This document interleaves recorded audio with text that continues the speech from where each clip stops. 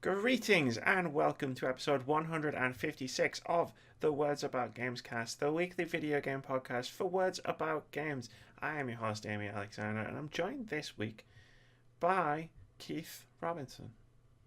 Yay, nice. You did the cup thing. I did the cup thing. I put my hoodie on because we can't do a podcast without one of us wearing an Overwatch hoodie. And you weren't wearing yours. Oh, an Overwatch hoodie, you say? Ha ha! I've got Mora. Dance for me. No, I've just been in the shower, so I wasn't wearing that. Oh, makes sense. Yeah, no, like I've been playing Days Gone. I don't know. I think I'm burned out on open world games, just in general. Like at this point, it's like I played it for like 3 hours on stream. I was like, I don't hate this. There's a Yeah, couple of bugs and the controls feel really sluggish, yeah, but I was like, I'm having an enjoyable time. But then it's like, it's an open world. Go yeah. here, do this. Go here, do that. Drive here, do this. I, Collect this, burn that. I've heard weird things about it.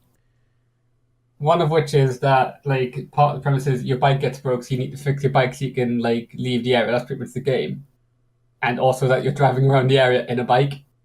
It starts off, you need to fix your bike. It starts off that you hide your bike, and then your bike gets taken, and then you get a new bike, and then you want to upgrade it a bit so that you can ride north. And I haven't ridden north yet. But that's where the ice zombies are. So like, why would I want to do that? Um, It'll come to you. like, just no, I'll stay on this side of the wall. Thanks very much. Yeah. But yeah, it's like I don't know. I don't know. I Like, mean, I wasn't that into Metro. I wasn't that into Red Dead. But then I'm like, no, I had specific things with Red Dead and Metro. Whereas I played yeah. Far Cry and you don't, and I was like, this is actually really good.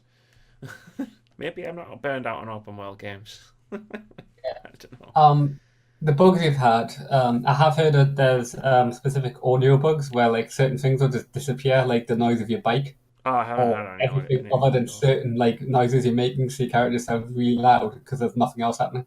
I haven't had any of the audio bugs. It froze at one point.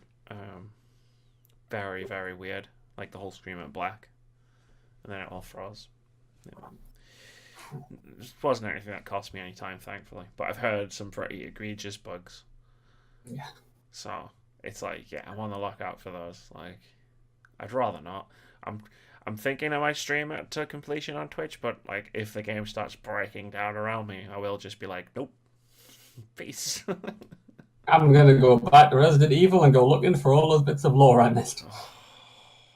I thought that would be one of the easier achievements to get, and then I was like, nope, this is definitely not. This is definitely one of the more annoying achievements. Like, I was like, I decided because I'm so close, I'm only like 9 achievements away from 1000G. So I'm not going to bother with DLC. This is why I prefer PlayStation trophies, because when you get the platinum, it doesn't matter how many more trophies they add with DLC. Yeah, You've got the platinum. Whereas it's not 100% unless you then do all the DLC achievements. But yeah, I haven't touched any DLC content for Red. neither have I. I might I do it like because there's only Ghost Mission. three achievements, which seems pretty easy. But then they'll release DLC like over the summer, and they'll be like another, and it's like fuck's sake. It's just a da. I wish they just put them in a separate tab. Anyway, Keith, this is the Words About Gamescast, where every week we discuss 5 topics centered around what's been going on in gaming, the games industry, and in games culture over the past 7 days. Before we leave you with a list of games that are coming out this week. This week, we are apparently breaking down the NPD analysis for March, discussing what Epic CEO Tim Sweeney says would make the Epic Game Store stop signing exclusive games, the highly toxic work environments at both Fortnite Studio Epic Games and Mortal Kombat Studio NetherRealm Studios, and the different approach Apex Legends developer Respawn Entertainment has taken to game development. As always, there are timestamps in the description below this video on YouTube, so if you want to flick about a bit, just do it. It's fine, we don't mind. every week we talk about Crunch. And Yeah. not Captain Crunch's cereal. Have you ever heard Captain Crunch? No, I've heard of it, but I've never actually seen it. I feel like I make so many Captain Crunch jokes in private at this I'm, point. you know what it is? I'm sure it's like Count Chocula. It's like it's an American cereal we don't get over here, but we see it so much in like cultural like references. Like, it's a That pop like, culture Captain reference. Crunch. Who is Captain Crunch? It's a pop culture reference in and of itself. Captain Crunch. Count Crunch Chocula. thing. Yeah, Count Chocula. Lucky Charms. I feel like I need to have these three things. Because Lucky Charms, now with more marshmallow. Because, I mean, I've just heard so much about them. I mean, I've had Pop Tarts. That was like another breakfast cereal of dubious repute. I mean, breakfast. Dessert. Like, I feel like if I ate a bowl of ice cream, I'd be eating less sugar than when I ate Pop Tarts. Like, Challenge accepted, because I eat entire tubs of, or I used to eat entire tubs of Ben and Jerry ice cream. Yeah, I'm at a point in my life now where they take like 2 sittings to eat Ben and Jerry's ice cream. Now I don't eat the full tub in one go. I wish. It is what it did to my body, I mean. It was admittedly coffee ice cream with marshmallow in it, but and caramel. Nice. I had some Ben and Jerry's when I went to see Avengers, actually. I ate the Once whole thing. I recommend it. I ate the whole thing while I was in the lobby. Waiting to be like, Every time I go to the cinemas with my brother, I always get like a 2-scoop thing, and I once got a 3-scoop one just to see if I could actually make it go through all the way through the trailers. Just eat it faster. It's melting. Anyway, let's talk about video games. Keith, NPD, you know about the NPD. But for anyone that doesn't know, Matt Piscatella always puts out this thing on Twitter because the NPD does video game analyses. They're a lot more in-depth than like the UK weekly charts, which at this point are functionally useless, because they track digital sales across platforms. And it's cool to sort of go through them every month and see what's been selling, what's not been selling, where everything is. It is cool. I mean, yeah, sure, the first couple of months are always a bit meh, because, you know, you don't have a picture of what's going on throughout the year, but we're starting to get a picture of what's going on throughout the year, because this is the 3rd month. I know it's the end of April, but it takes a while for them to do these analysis, right? Like they said a couple of days ago. But let's do it. The top 10 best-selling titles of March in North America. Number 1, no surprise, The Division 2. I don't think that's a surprise to anyone. Of all the games coming out in March, that Division 2 was the top seller. In second was Sekiro, Shadows Die Twice. In third was MLB 19, the show. In fourth was Devil May Cry 5. Then, it's pretty much the usual suspects. In fifth, Super Smash Bros. Ultimate. Sixth was Red Dead Redemption 2. Seventh was NBA 2K19. Eighth was Grand Theft Auto 5. Ninth was Yoshi's Crafted World. And 10th was Call of Duty Black Ops 4. Keith, who the fuck doesn't own Grand Theft Auto 5? This is what I was thinking when I was looking. It's like, why is that still up there? I mean, I don't own it. Yeah. But surely at this point, everyone who was going to own it would own it. You would think, right? March was not a quiet month. It doesn't come bundled with any consoles. Almost said something else there. So, wherever they get it, I mean, it's still on like product wall displays and stuff in some places. And like you can still get it. It's not very expensive compared to like new releases. But still, what is going on? I don't know, man. It's just always there. Like, Grand Theft Auto 5 is always there or thereabouts. And I don't understand how people, like you said, you don't own it. Yeah. I don't own it. But I was never going to buy it in the first place. So, like, I feel like, how can people who don't know, like, fucking hell, man. Yeah. Let's talk about the fact that Anthem wasn't in the top 10. Yeah. 6 million units was what they're aiming at, was it? Yeah, I mean, obviously that came and went because that was March, right? So, yeah, that's this NPD. I mean, it started strong because you talked about it last month. It was the number 1 best-selling game of February, and when we get into games sold year to date, we'll talk about it a bit more. But yeah, it's not even in the top 10 for March. It's a live service game. These games Yeah, are supposed to have long tails. yeah. I'm guessing that there was a lot of negative feedback around when it launched that you've put Um, off. yeah, I mean, I don't know if we need. Yeah, I was gonna say. I mean, there's definitely a lot of negative feedback when it launched. We talked about it a bunch. um, but yeah, it's not looking good. It's not looking good. April's a bit slow. We'll see if it breaks back into the top 10 or if it's just finished. I guess as far as like making a dent in these things is. So we got some facts to go along with the list because it's based on dollar value as well, not sales units. That's why, because we talked about it, where it's like a budget title might sell more than something else, but be lower because it's based on how many dollars the thing sold for. But anyway, I digress. The Division 2 was the sixth best launch sales. Let me try that again. The Division 2 had the sixth best launch sales in history for a Ubisoft published game. That's interesting. All the Ubisoft published games, all the Assassin's Creeds, all Far Cry's. Division 2 was sixth. That's pretty cool. Ubisoft making a bunch of money. Sekiro had the second biggest launch sales from a From Software game, with the biggest being Dark Souls 3 in April 2016. Sekiro didn't outsell Dark Souls 3. I guess that's to be expected. It is a new IP. Yeah. I mean, Dark Souls has a sort of pedigree. Well, it's a meme at this point, really, isn't it? Well, it is a meme. And like there'll be people like, all right, so it's like a Dark Souls like game. There's tons of them around. Sekiro's the Dark Souls of samurai games. It's like, I mean, guess technically it's made by the same. It's a ninja game made by the people who made. If you're ever going to compare a game to Dark Souls, Sekiro's a good one.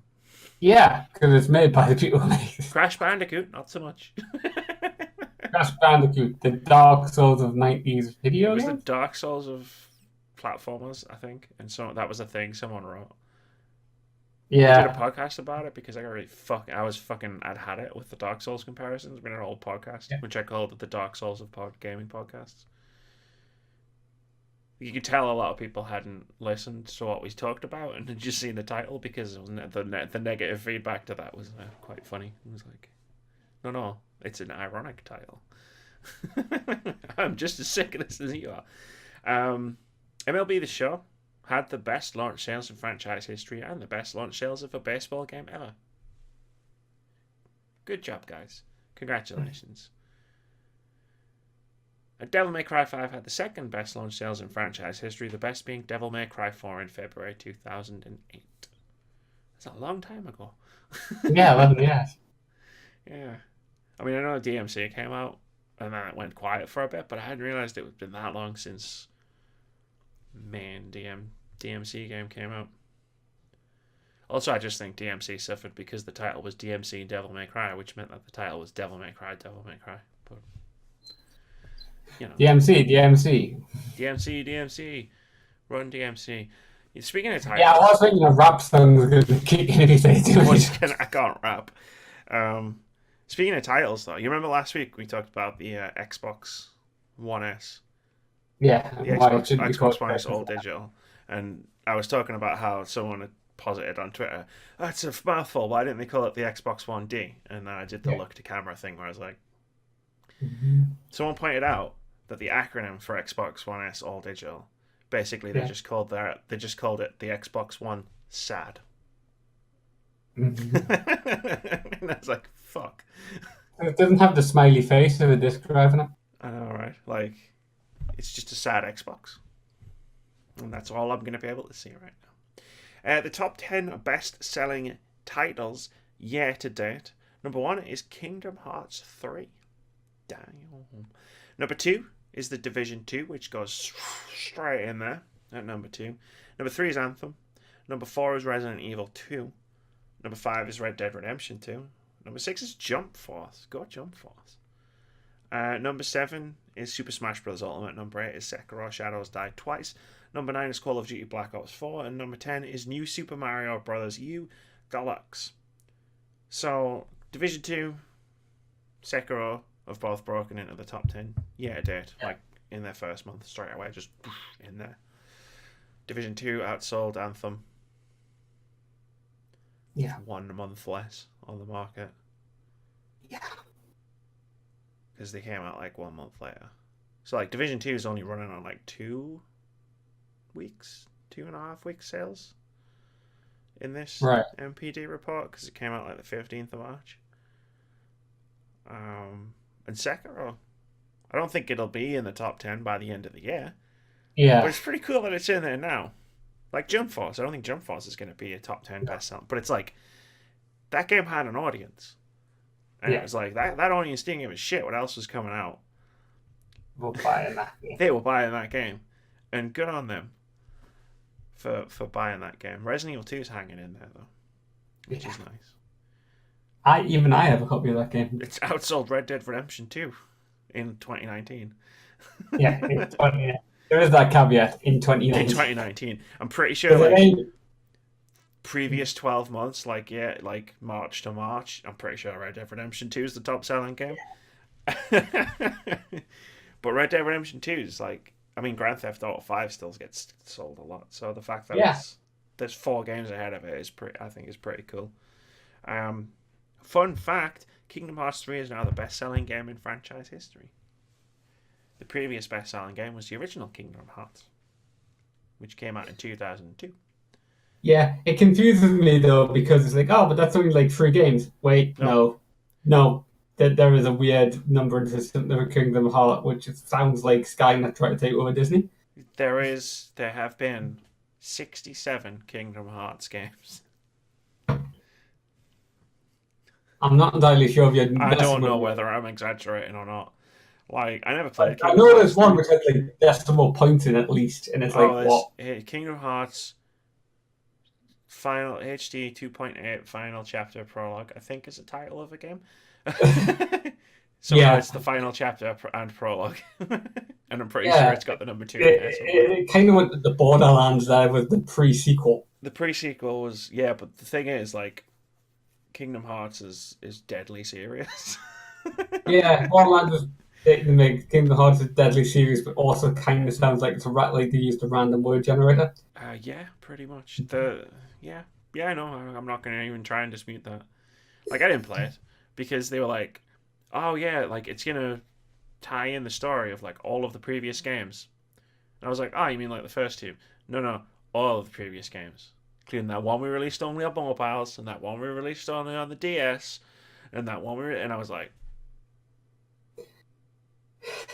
what? That one's in our Stargate role-playing game. It takes a lot to get that many running plot threads into one episode, like one game. So nope, I'm out. Like, I've made peace with the fact that there are certain games I should just not try and play or try and review. Like, Kingdom Hearts is one of them. Like, fair play to it for being the best-selling game of the year so far, but I was like, no, not a chance.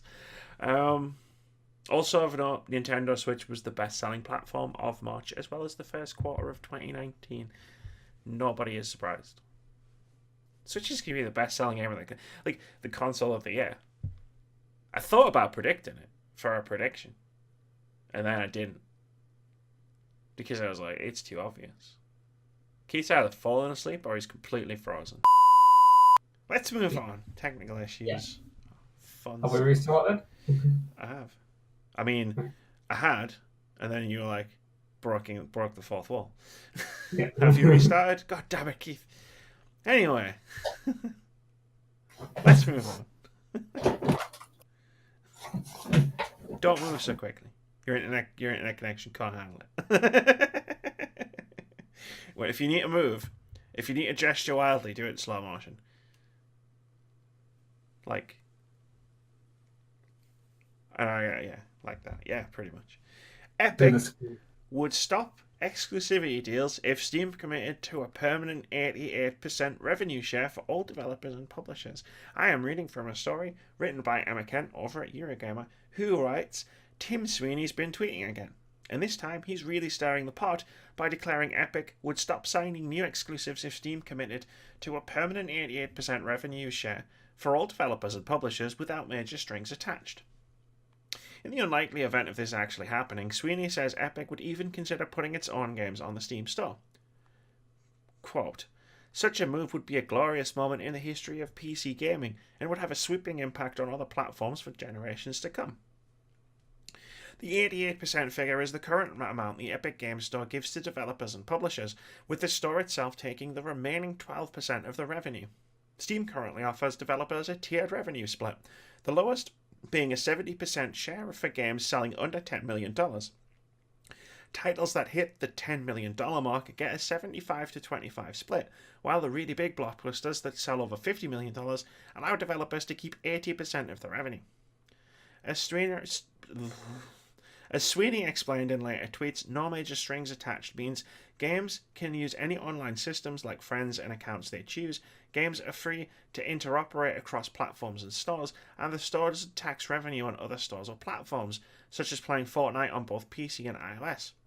Bonus points go to being able to play the game on multiple platforms, with stuff you've bought being available everywhere with no onerous certification requirements. Essentially, the spirit of an open platform where the store is just a place to find games and pay for stuff, Sweeney added. I don't believe that. Do you believe that? Do I believe that it would be some great nirvana, as is suggested? Where, like, this would be great if this is what the industry was. Yes. Yes. I mean, I believe that. Like, imagine if storefronts were places where you just bought games. I mean, that would be great, right? But, like, let's be fair, they're not. No, I mean, like, do you think they would stop signing exclusive games? Like, if Steam tweeted out or, like, sent out a blog post, like, tomorrow, where they were like, okay, 88%, do you think Epic would be like, oh shit, let's stop doing exclusives? Apart from the ones that we've already got, because we've got partner agreements and whatnot. Yeah. No, Epic would turn around next week and be like, hey, here's this game that's coming to PC. It's only going to be on the Epic Game Store. Throwing some shade towards Epic there. But yeah, if they turned out tomorrow and said, sure, there's a chance of it happening just so Epic doesn't get a bad rap.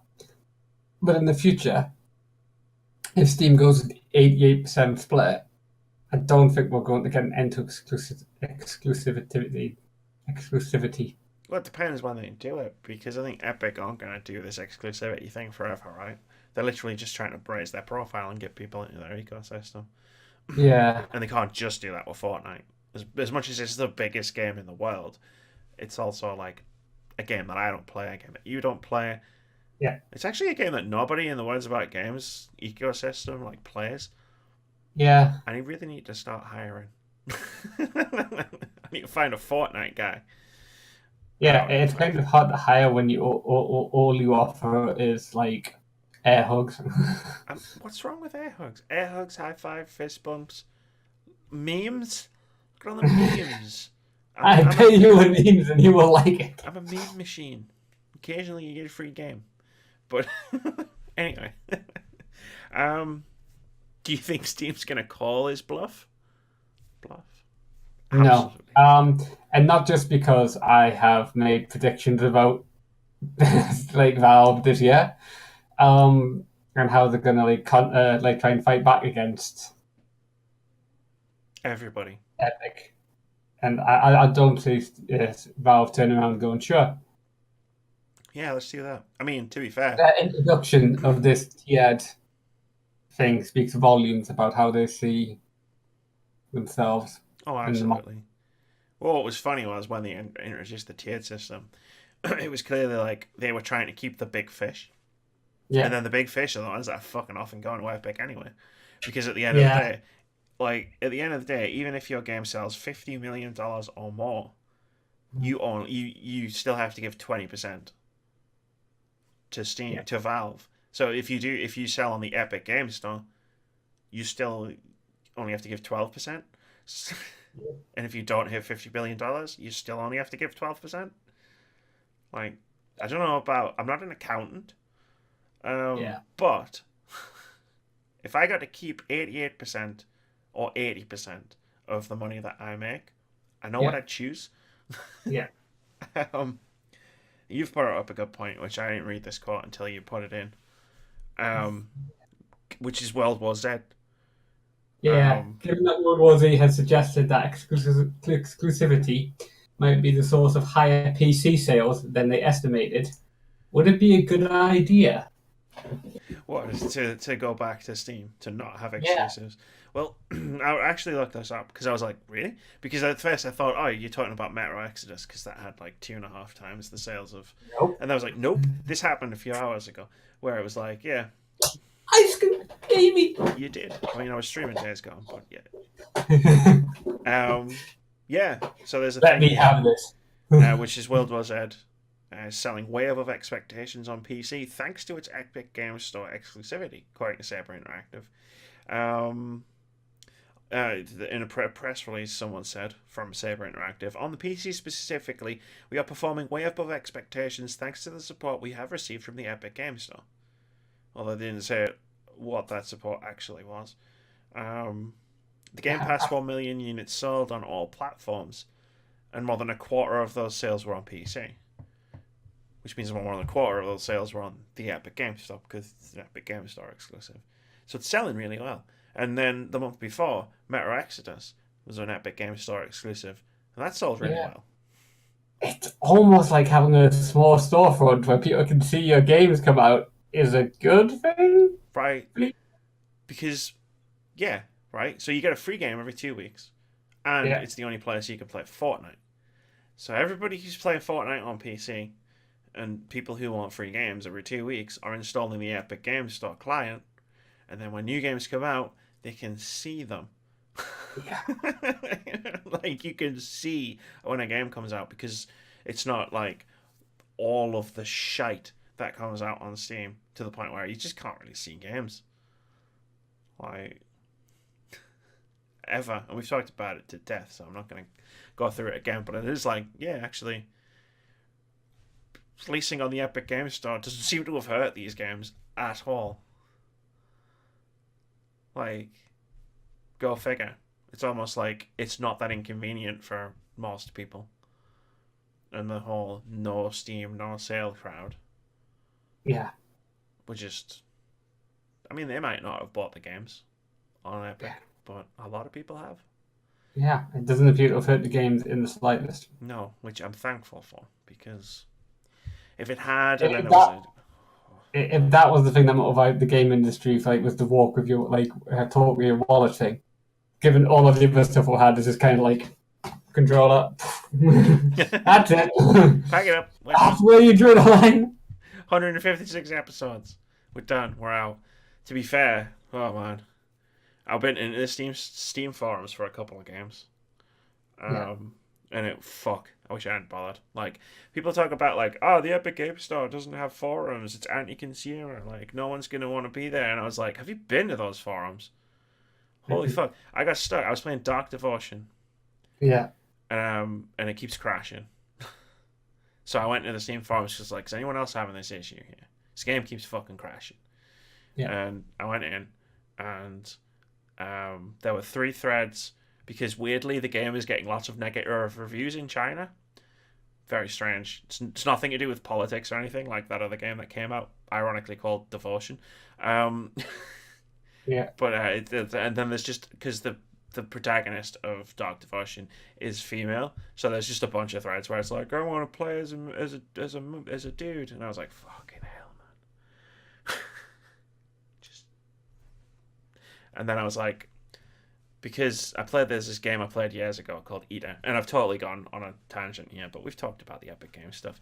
We'll move on in a sec. There's this game I played years ago at EGX called Eater, and the devs have it's been radio silent for years, and I really enjoyed it. And the devs have just been like, "Hey, we're still alive, and the game's coming out this summer." So I was like, "Oh, cool! I'll go to the forums to read about this game that hasn't been talked about for years and isn't out yet." And then guess what I found in the forums, because Eater is also a game that features a female protagonist.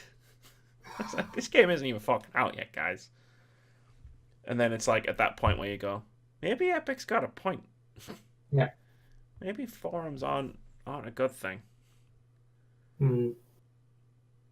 At least not in game stores for gamers. Well, I mean, no, I'm not going to drag this out. Let's get the next subject. Are you sure? Yeah. This is worse. Funnily enough, we're going to keep talking about Epic. How Fortnite's success led to months of intense crunch at Epic Games. And if you thought, Keith, that I was throwing shade at Epic before, ooh boy, hold on to your hat. Non-existent hat. I love when I said that, you literally did. Just run your hand across your head. This is from a piece by Colin Campbell over at Polygon. The piece is way longer than what we're going to read. If you should go and have a look at it.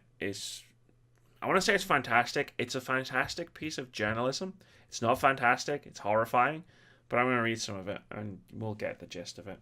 The popularity of Fortnite has been transformative for Epic Games, but the game's explosive growth led to months of intense crunch for Epic employees and contractors, some of whom say they felt extreme pressure to work grueling hours to maintain Fortnite's success and profitability, resulting in a toxic, stressful environment at the company. In a dozen interviews conducted by Polygon over a period of 7 months, current and former employees say they regularly worked in excess of 70-hour weeks, with some reporting 100-hour weeks. Contract staff in Epic's quality assurance and customer service departments spoke of a stressful and hostile working environment in which overtime, while officially voluntary, was an expected service to the company.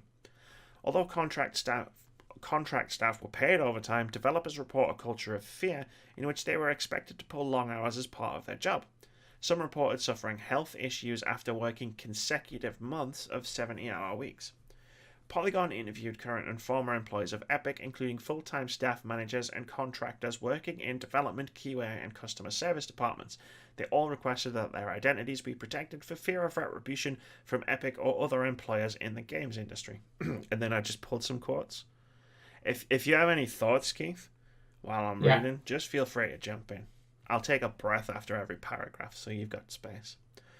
So here's the first one. I work at average 70 hours a week, said one employee. There's probably at least 50 or even 100 other people at Epic working those hours. I know people who pull 100-hour weeks. The company gives us unlimited time off, but it's almost impossible to take the time. If I take the time off, the workload falls on other people, and no one wants to be that guy. The biggest problem is that we're patching all the time. The executives are focused on keeping Fortnite popular for as long as possible, especially with the new competition that's coming in. Do you have anything to add to that? Because I've just been told I have to create space on my PC. Which is not a great sign when I'm recording a podcast. It goes beep, and then I come back. The executives keep reacting and changing things, said one source. Everything has to be done immediately. We're not allowed to spend time on anything. If something breaks, or weapons, then we can't just turn it off and fix it with the next patch. It has to be fixed immediately, and all the while, we're still working on next week's patch. It's brutal. I hardly sleep. I'm grumpy at home. I have no energy to go out. Getting a weekend away from work is a major achievement. If I take a Saturday off, I feel guilty. I'm not forced to work this way, but if I don't, then the job won't get done. Continuing on. I know some people who just refuse to work weekends, and then we missed a deadline because their part of the package wasn't completed, and they were fired, said another source. People are losing their jobs because they don't want to work these hours. Another source said, I've had friends come to me and say, I can't take this anymore. I've had friends break down in tears. The crunch is constant. Next. This is not fun to read through. There was a gym in the office, said one source. It was available for technically any employee to use when they had free time, but free time wasn't something that I was allowed at all. We're always in crunch. Crunch never ends in a live service game like that. You're always building more content and more stuff. I was working at least 12-hour days, 7 days a week, for at least 4 or 5 months. A lot of that was having to stay at work till 3 or 4 in the morning. Most of our sources said that making a complaint to Epic's Human Resources Department did little to help. Quote, ruffling feathers is not conducive to getting where you want to get in the industry. I saw some co-workers who were patient and fine to begin with, but got angrier and angrier over time, pulling so many hours. One day they might stand up and walk out, and we'd never see them again. Nobody would talk about them. If I asked, hey, is that person working here anymore? I got weird looks. Epic sought to alleviate the severe crunch by implementing 2-week schedules for updates, which included patches and new features. It also introduced shifts, but the situation didn't improve. Quote, if a build went out into the wild and there was a negative reaction, then someone at the top would say, we need to change that. And everyone will be pulled in from what they were doing, and people were told to cancel their plans because they were going to crunch until this was done. It was never ending. It's great for supporting the community and for the public, but that comes at a cost. And the final paragraph. Yeah. Quote, it's killing people. Something has to change. I can't see how we can go on like this for another year. At first, it was fine because Fortnite was a big success and that felt good. We were solving problems that were new for Epic, how to run a big global game as an online service. But now, the workload is just endless. End quote. Sigh. Fortnite.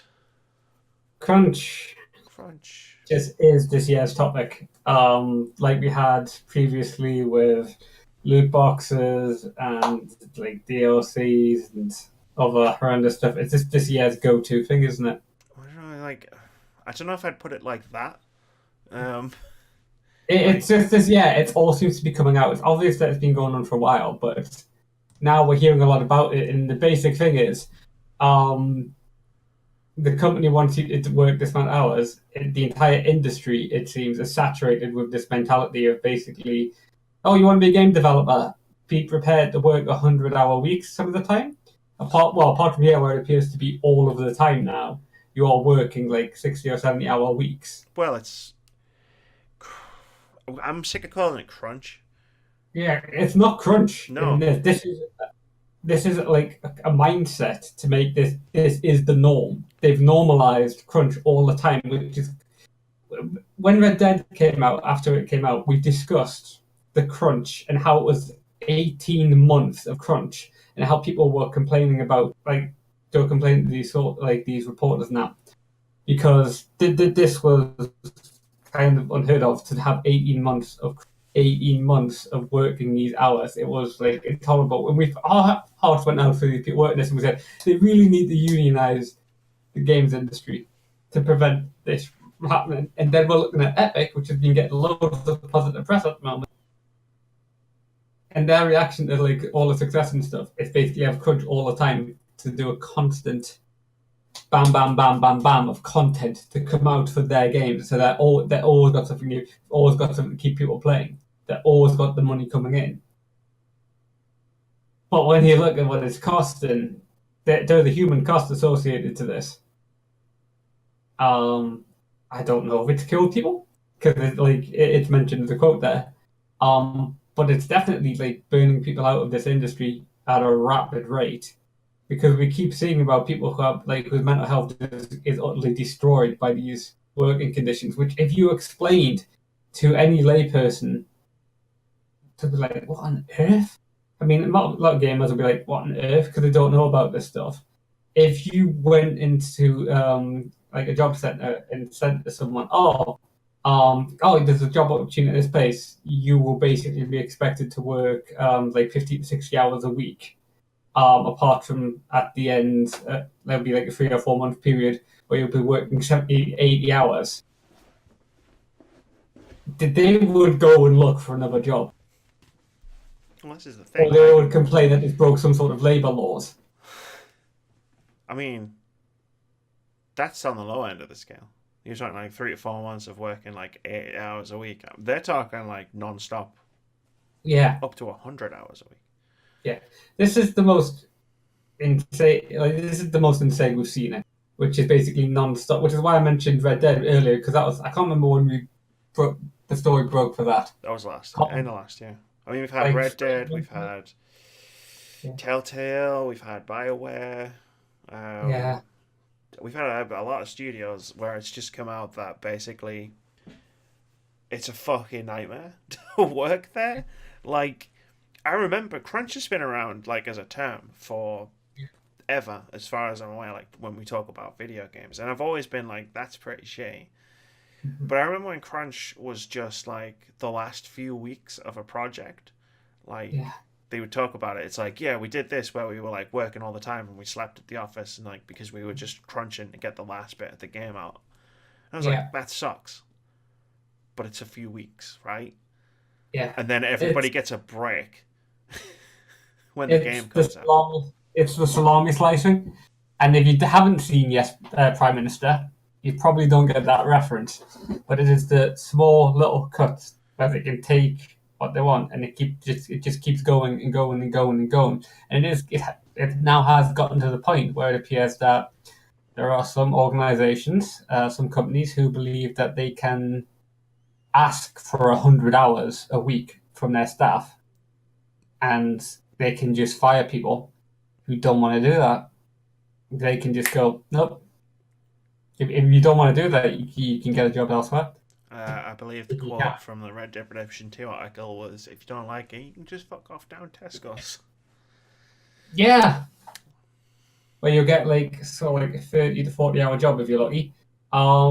Which is the norm outside of the industry for full-time work. Yep. 50, when you were mentioning like 50 to 60 hours a week. Yeah. Before when you were talking about that's still fucking nuts, man. Like, that's not normal. Yeah, I mean, I'm in a job where I'd love to have like a consistent amount of like hours every week, which was hitting like the 30 to 40s. I'm lazy enough to know I probably want it in the 30s to the 40 because I'll admit I'm lazy.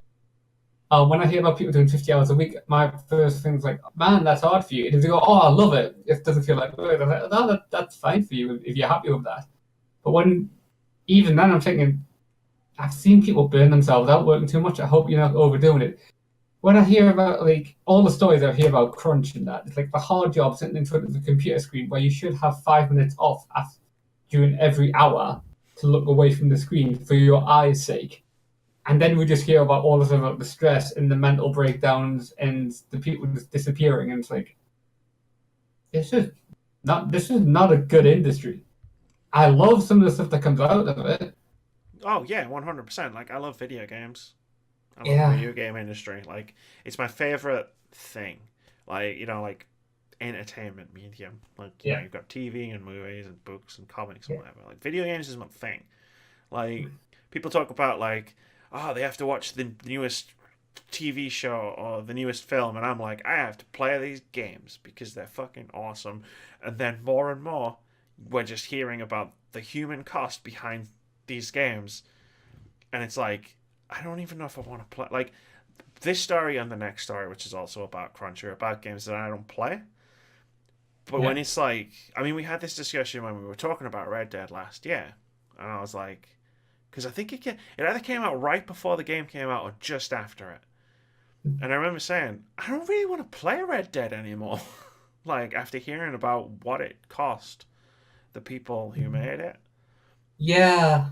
Because that tweet that came out was like, oh, we were doing this. And it's like, wait, what? What? Like, it's like, oh, that was only for like 2 weeks, and it was only a small part of the company. Then all the stuff came out. It's like, no. Yeah. No.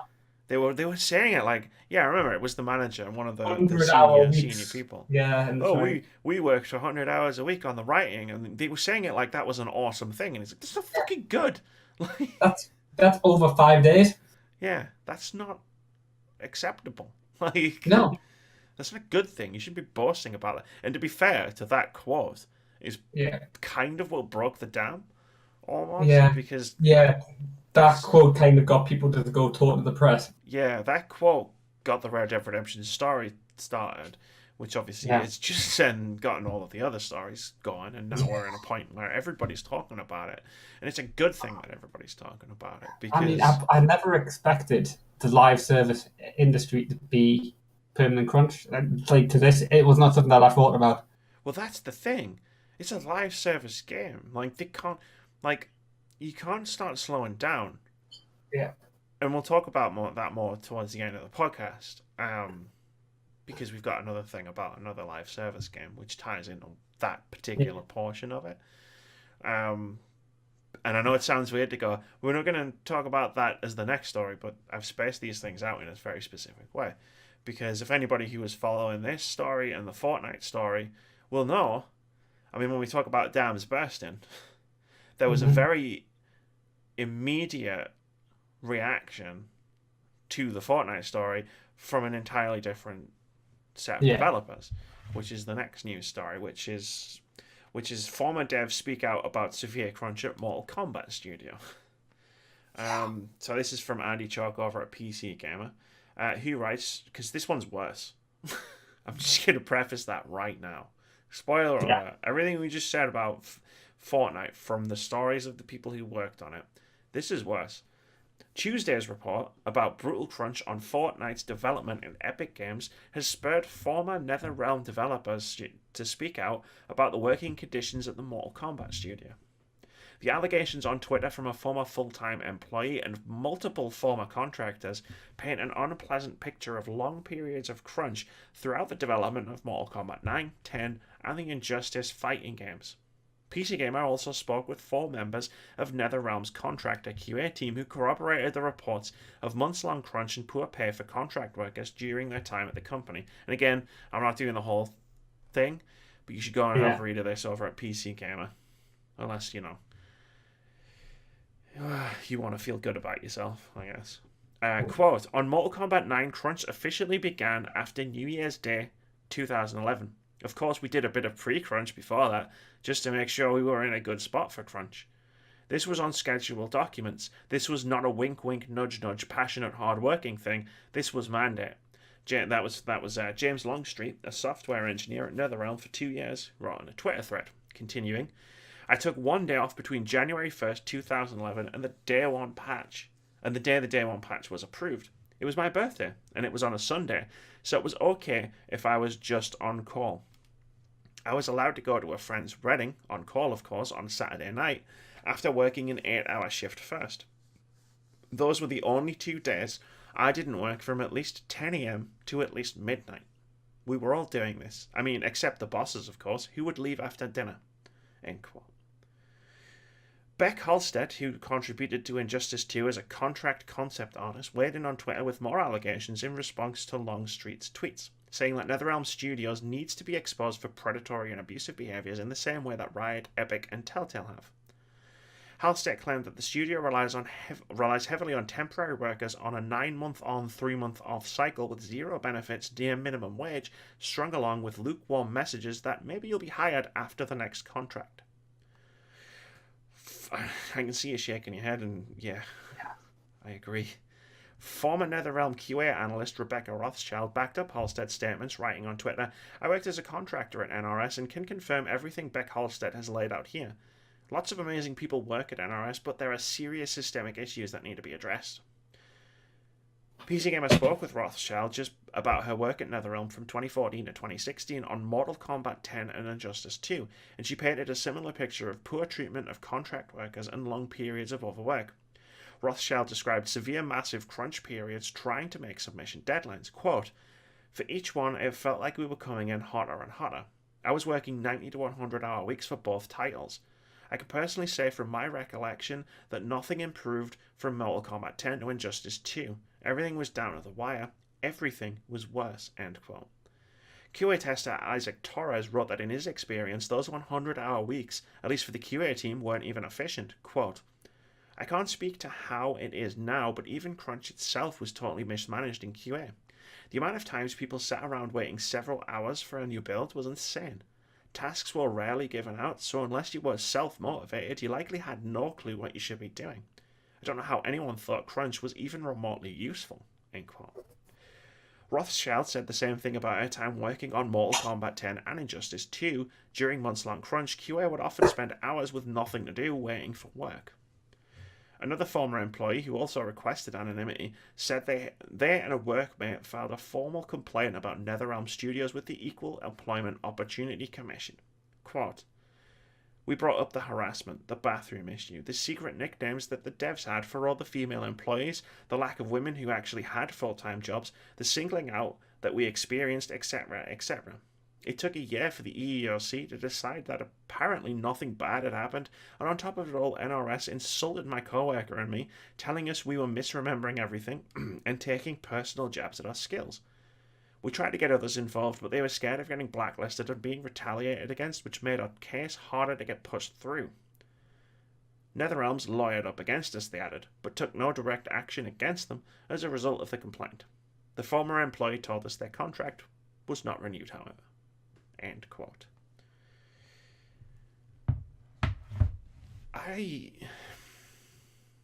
You know what happened when I read this? Because I have this. Like, right now. Like, it came the other day. It was late because the postal service around here is shocking. And when I got this, and then this happened, and I was reading this with this disc, and I haven't put it in my PlayStation yet, and I kind of don't want to. Like, I can totally understand that. I mean, let's go back to what was said previously, where if companies think that they can get away with doing stuff, it just salami slices until it gets worse and worse and worse. And it's like they did pre-crunch tests in 2011, and then did before 2011. Sorry, they did pre-crunch, and then they did crunch. Yeah. Real crunch. And it's like crunch at this point, it is literally, given what we discussed about BioWare last time, and now Epic, and now NetherRealms, just does appear that it's like, right, okay, the norm is for it to be like a few hundred hours, like a 100-hour week for like your developers. You might have a sort of a pre-crunch phase where you're basically getting the idea on the board, but then it's time for the BioWare magic, the crunch, the hockey stick, whatever they decide to call it. The hockey stick. Yeah. Yeah. Which looks pretty odd now because it's, well, I suppose I just flipped it around really because it's sort of like G'dink Funk. Or it used to be G'dink. Yeah. Yeah. It's long. It's a fucking long hockey stick. Yeah, but you're right. It's like it's flipped on its top, right? It's just a standing up hockey stick at this point. I mean, it's not worth right. And when I say it's not worth it, like, this is why I'm always in two minds when I'm doing things like when I say like I don't really want to play Mortal Kombat 11 anymore because of this story. I'm not trying to like diminish the work that these people have put in to make a game like Mortal Kombat 11, which I'm sure is fine. You know, I'm sure it's great, and I'm sure they're really proud of the work that they actually put into it. When I say it's just video games, what I'm saying is not necessarily that video games aren't important. I just explained before, like, they're my favorite thing. Like, I think personally for me they're really important, but they're not worth all these people doing 100-hour work weeks and destroying their mental health and like not being able to speak up because they're gonna get fired and like destroying their physical health. And this is the dude who like, he was allowed to go to his friend's wedding because it was on a Saturday night. And he worked a shift beforehand. And he was allowed to take his own birthday off. He was allowed to take his own birthday off because it was a Sunday. And he was still on call. Like, it's not worth it. They're just video games. And I wrote at the bottom of this, because I had thought about this. And not just today, not just this week.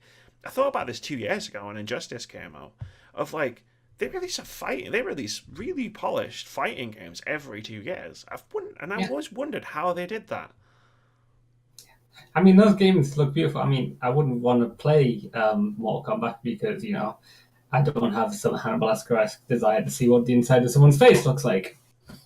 In slow motion, as it's being pushed. Yeah.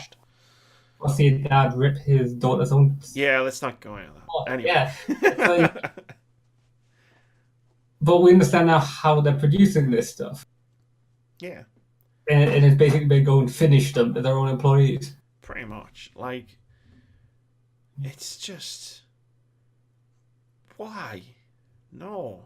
I mean, I know why. Money. Because we're in this situation where you can't take the appropriate amount of time to do the work. Like, you can't wait 4 years between Injustice 2 and Mortal Kombat 11. You know, it has to be 2 years, but it's 4 years worth of work. You just cram it all into those 2 years, right? Yeah. Like, I know that these people are skilled employees, and they have, you know, like certain skills and like sets and like they're all working on this stuff. But if you're paying one person to do 100 hours work, surely you could just pay 2 people to do 50 hours of work. I don't know how video game development works, but that does Yeah, sound this like is it my makes sense. thing. It's like, is it that much more expensive? I'm sure there must be a little bit more of an expense. Even if you had them hot seating like on rotation or something, there would be more expensive having 2 people. But surely isn't it better to have teams of people who don't burn out really quickly and you have to replace them?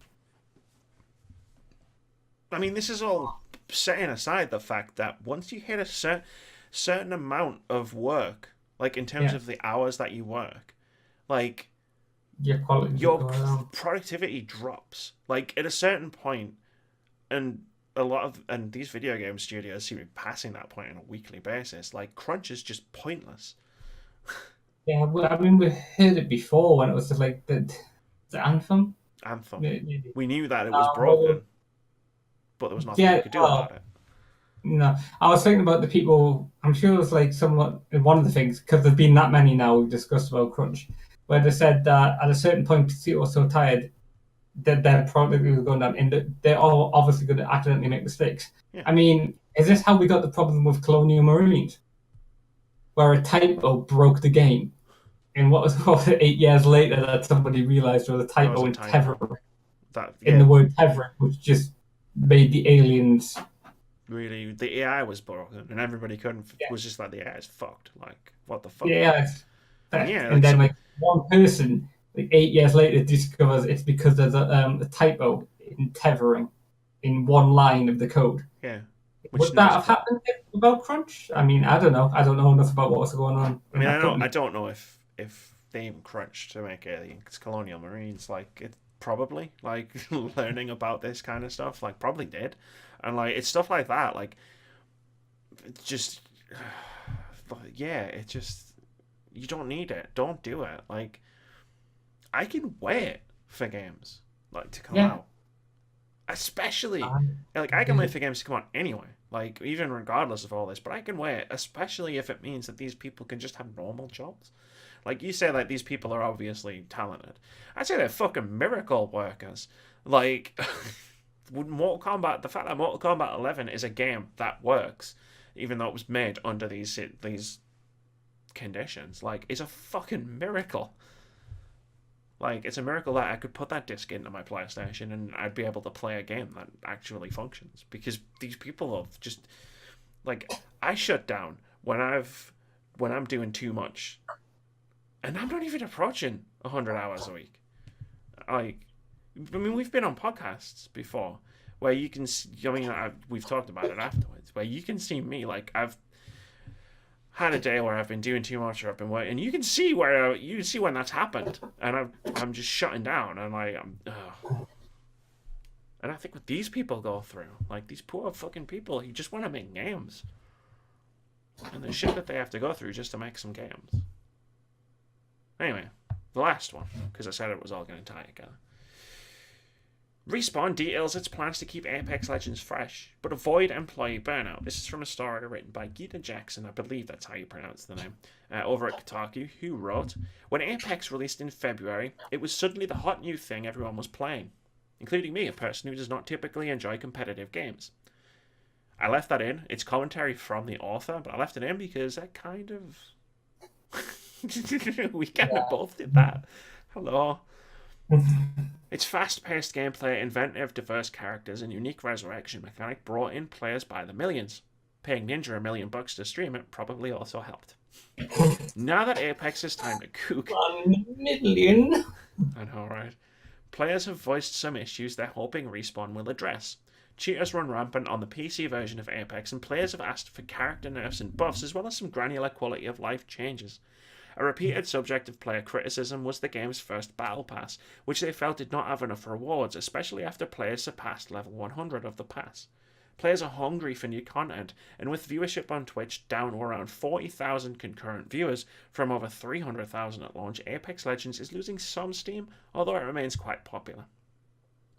Today's blog post from executive producer Dave McCoy addresses many of these issues and lays out a plan for future development, and then I've cut almost everything from this, like on how they're going to address the game, because there's one specific part I zeroed in on, which is this part. On the topic of new content, McCoy prefaced details about the upcoming Battle Pass with a statement about Respawn's culture. Quote, "We know that, in addition to addressing issues with the game, everyone is hungry for us to add new content. The studio culture that we've worked hard to cultivate and the health of our team are very important. We take those things into account when we discuss our content roadmap, the production schedule, and the frequency with which we can update the game. Our long-term goal is to ensure Apex Legends always feels alive and thriving, with a focus on quality of content over novelty or speed of release. At the same time, we want to maintain our culture as a development team and avoid crunch that can quickly lead to burnout or worse." End motherfucking quote. Someone gets it. I mean, we've heard a couple of people.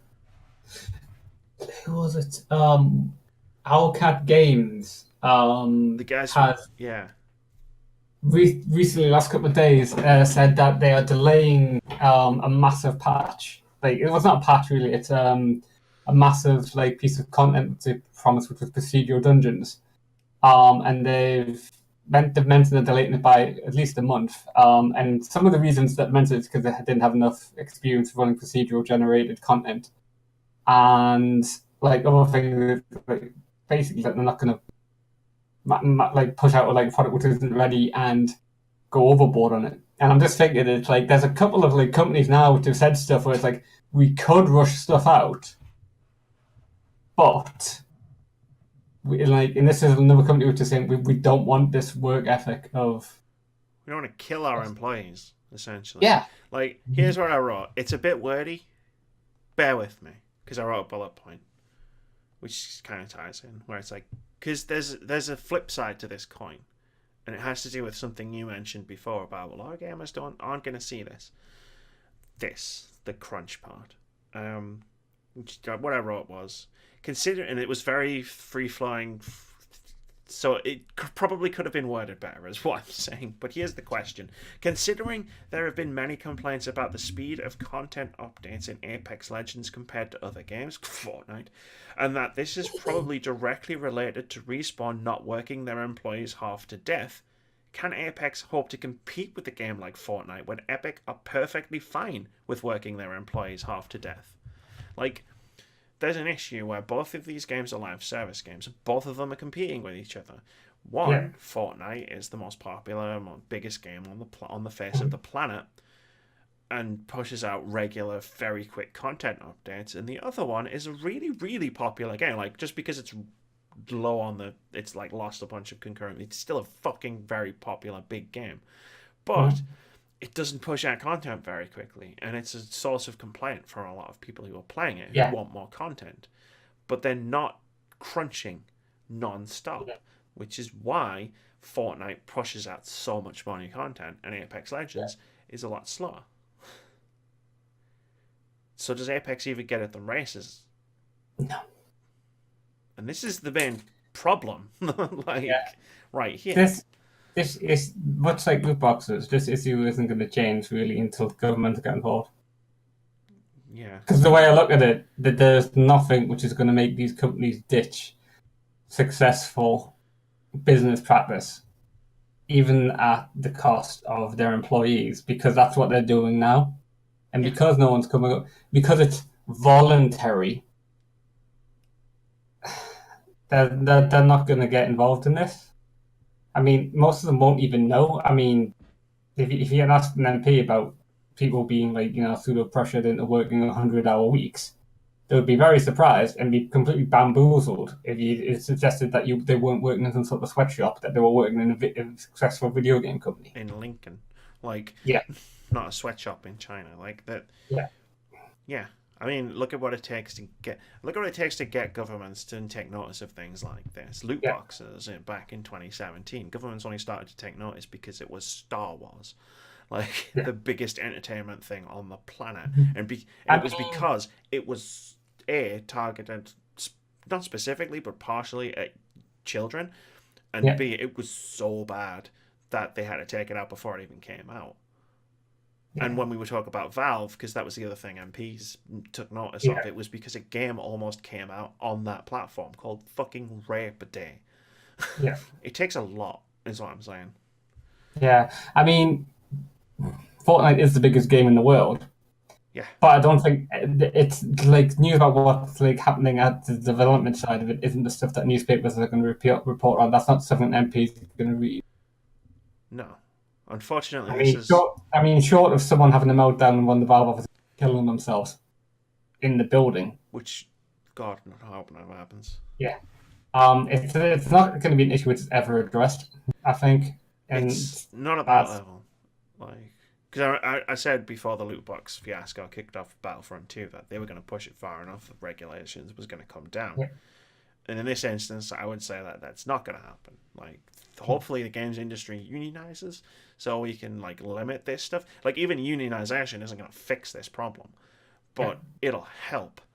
It's like 4 decades or so that they've like had to unionize, but the video games industry is highly against unions by the looks of it. Oh, yeah, well, any corporation is going to be high against unionization. Like, the first group of video game employees, unless they all do it all at once, the first group of video game employees to try and unionize are toast. Like, Yeah, that's just how, I mean, that's history, like, bearing itself out. Like, it's good that, but it is good that we're having these conversations. It is good that this is reaching a wider audience now, because you follow people on Twitter who are game developers, and they're like, yeah, this isn't news to them.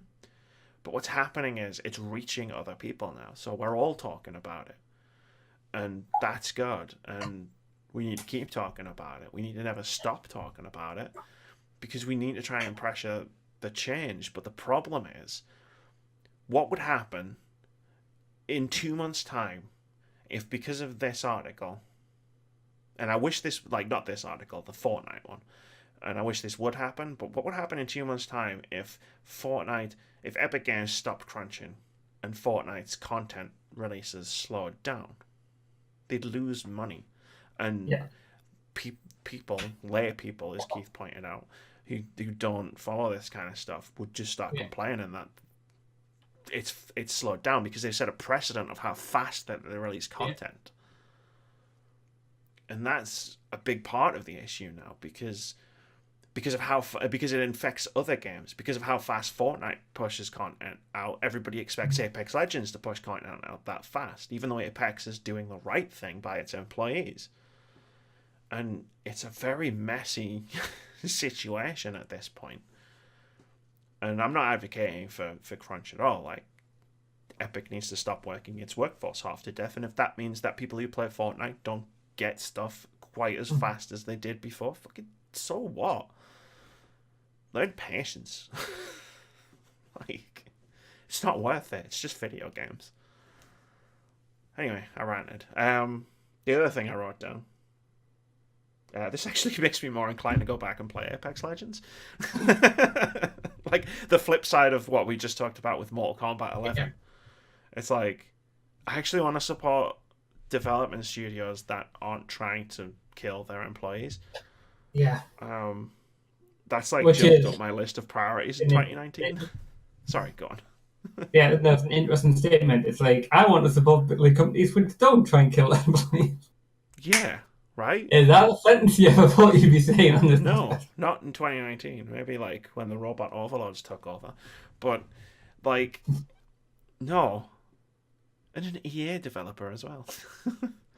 um, yeah, go figure. Like, mind blowing. But I mean, we like, I don't know. Like, it makes me feel a bit dirty when I play a game where it's like I've learned that this kind of stuff goes on, and then this actually, it's like when developers do the whole thing of, like, when EA did Jedi Fallen Order, and they were like, no loot boxes, no microtransactions, single player, and I was like, cool, that makes me more inclined to play the game.